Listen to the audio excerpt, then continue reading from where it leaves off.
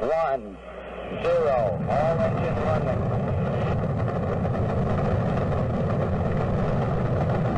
Liftoff. We have a liftoff. 32 miles We choose to go to the moon in this decade and do the other things, not because they are easy, but because they are hard. Big shadow. We have examined where we are strong and where we are not, where we may succeed and where we may not. Contact light. Okay, engine stop. Tranquility base here. Vehicle airplane. Roger 20. Tranquility. We copy you on the ground. We got a bunch of guys about to start flying with me. Outer space. The final frontier. The grand expanse. The promise of an infinite number of possibilities waiting to be uncovered. And it has never felt so mundane. Okay, maybe that's a little harsh. Starfield does have a lot of majesty to it, and overall I am enjoying the game, but I think the grandeur of space is not captured as strongly as it could be or as people were expecting. If you watched my first ever video on Skyrim, you might know that I'm not the biggest Bethesda fan. Their formula doesn't really click with me, and I just don't really like Skyrim all that much, and based on reviews and pre-release coverage, I was sure that I would not enjoy Starfield. But I got a new CPU recently which came with a copy of the game, so I figured I might as well give it a go. And I'm pleased to report that for now, I'm having fun. But the game's flaws are cosmic.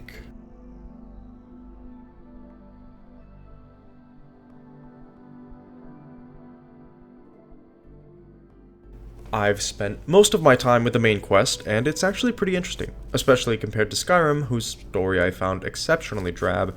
Starfield holds a compelling enough mystery to keep me progressing, but largely it's the enjoyable cast of characters that has me hooked.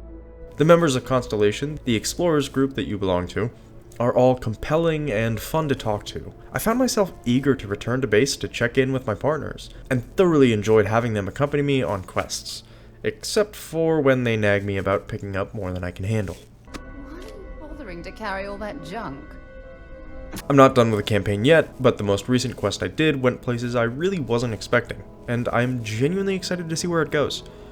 It's not the craziest, most fascinating epic in the world, but it is more than adequate for me to stay invested in the rest of the game. The said rest of the game is your typical Bethesda fare. You'll run around and pick up more quests than you could ever complete, find caves and enemy camps, and spend half your time removing stuff from your inventory. The encumbrance mechanic in Starfield is just asinine. I feel obligated to run my first playthrough of vanilla, but the over-encumbrance is so frustrating I'm thinking of modding it out entirely.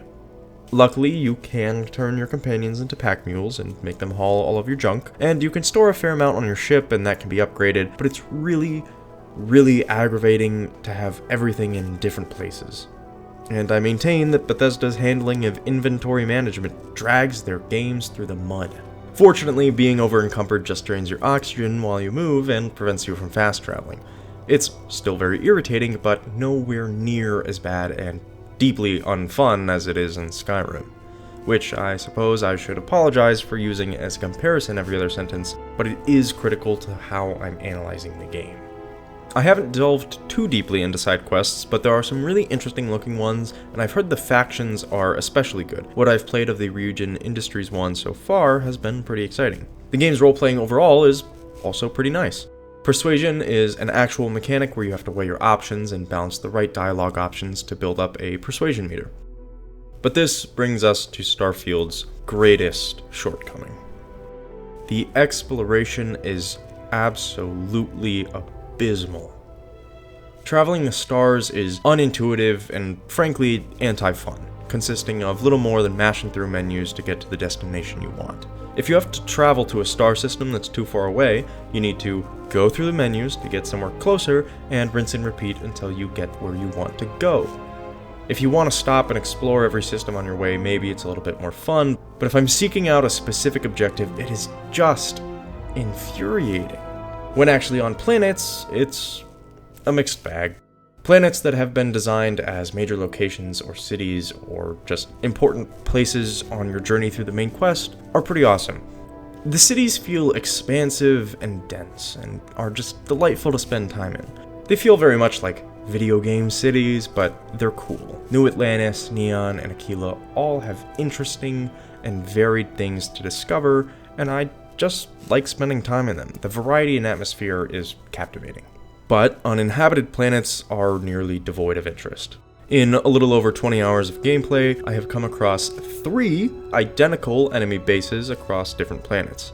And I never feel called to explore off the beaten path because the environments are usually dry, flat, lifeless plains that you have to get across to get to a mining facility or a refinery or something.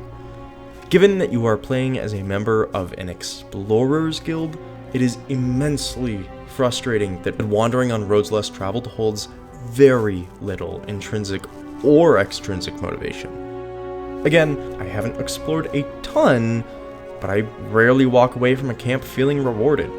I usually walk away with the feeling that my time has been wasted and I should have just kept focusing on the quest that I was doing in the first place. This is the main reason I expected to hate this game. Exploring the land of Skyrim was the one thing I actually loved about that game, and without it, I just wouldn't have been able to stand it at all. But the planets of Starfield have no majesty, no wonder, no allure. The mystic promises of the far reaches of space are but fickle illusions. So I really don't see myself playing much, if at all, after the credits roll. Luckily, combat is actually a highlight of the game. Gunplay is punchy and the different guns sound satisfying. Different planets have different gravity levels, so even though I did find myself in the same enemy camp more than once, the fights played out differently each time. Some bases also have turrets or robots that can be overridden at a computer somewhere in camp. I had a lot of fun sneaking my way into a heavily armed camp, turning the turrets on, and wiping all of the enemies out.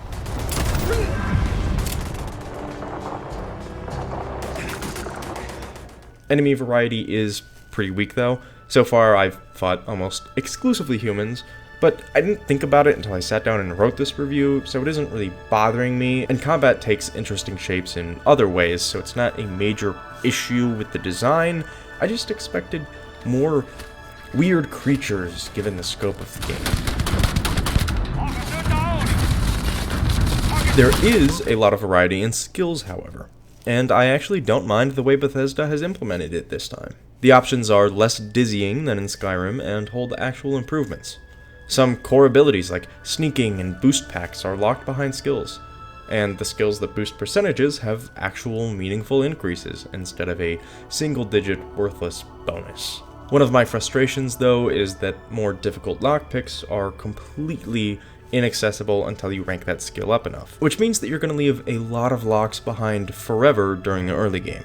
It makes sense with how the mechanic works, but it's still frustrating that you can't even attempt them. Lockpicking is a really solid mechanic though, and is probably some of the most fun lockpicking I've ever done. Starfield isn't as flexible as Skyrim in terms of playstyles, but you do have plenty of options to make specialized builds and roleplay how you wish. Which reminds me, the character creator is really robust, and the models look great. But you gotta love Bethesda's commitment to providing a wildly detailed and personalized character creator in the least usable form factors ever. As a final note, I just want to say how much I'm really enjoying the art direction and the world building. The graphics are pretty good looking overall, and the game performs fine but not great on PC. Frustratingly, there is no internal frame limiter on PC, and using external limiting will break VSync, which is really annoying and feels like an incredibly basic feature to be overlooking in 2023. Another frustration is that you are constantly bombarded with loading screens. On my rig, they're usually pretty quick, but I can imagine if you're playing on a slower hard drive, or I think even on the Xbox consoles, the load times can get pretty lengthy.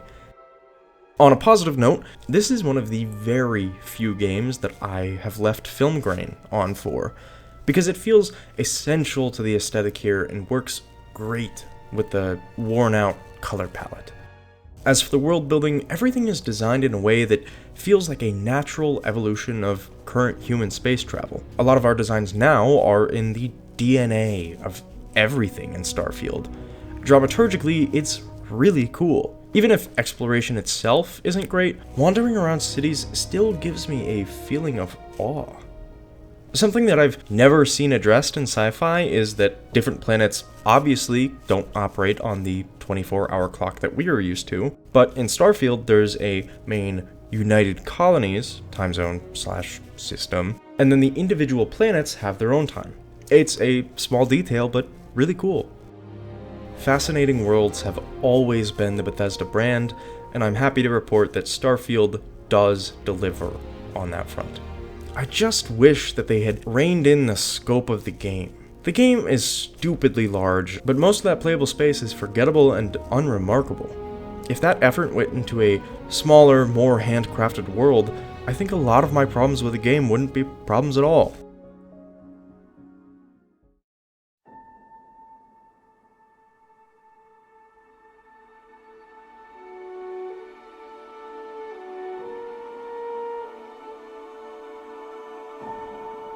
In a lot of ways, Starfield feels like a 10-year-old game, but mostly in comfy, nostalgic ways. NPCs walk faster than your walk speed, but slower than your sprint. They say and do bizarre things, take seconds to load when you try to talk to them sometimes, but most of the typical actual problems aren't here. The game is remarkably stable for a Bethesda title, especially given the scale. The game has crashed a couple of times for me, and I've had some minor UI and visual bugs, but nothing game-breaking or especially egregious. So far, I've actually really been enjoying my time with the game, and I find myself thinking about it when I'm not playing it. The exploration is well and truly bungled, so I doubt I'll stay past the credits, but for now at least, I'm glad to be playing it. Despite the flaws, there still is a sense of wonder as you see all the different sights and meet so many different people. It is absolutely not the space sim that some people expected, but it is a solid RPG set in space. And it's an interpretation of the cosmos that's captivating. If you look in the right place. Cheers.